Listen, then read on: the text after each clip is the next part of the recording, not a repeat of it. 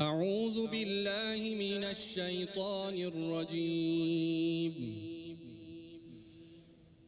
وما لكم لا تقاتلون في سبيل الله والمستضعفين من الرجال والنساء والولدان الذين يقولون ربنا أخرجنا من هذه القرية الظالم أهلها واجعل لنا من لدنك وليا واجعل لنا من لدنك نصيرا.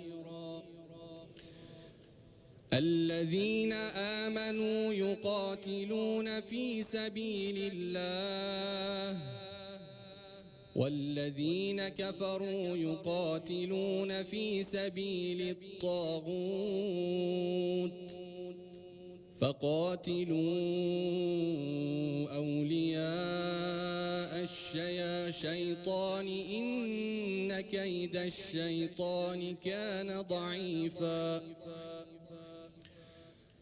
ألم تر إلى الذين قيل لهم كفوا أيديكم وأقيموا الصلاة وآتوا الزكاة فلما كتب عليهم القتال إذا فريق منهم يخشون الناس كخشية الله أو أشد خشية وقالوا ربنا لم كتبت علينا القتال لولا أخرتنا إلى أجل قريب قل متاع الدنيا قليل والآخرة خير لمن اتقى ولا تظلمون فتيلا. أينما تكونوا يدرككم الموت ولو كنتم في بروج مشيدة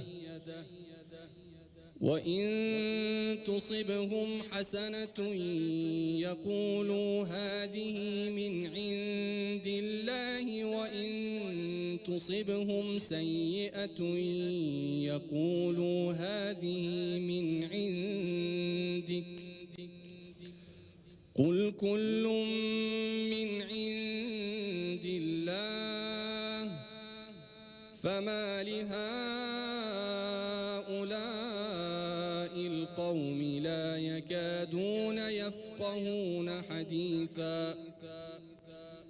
ما أصابك من حسنة فمن الله وما أصابك من سيئة فمن نفسك وأرسلناك للناس رسولا وكفى بالله شهيدا.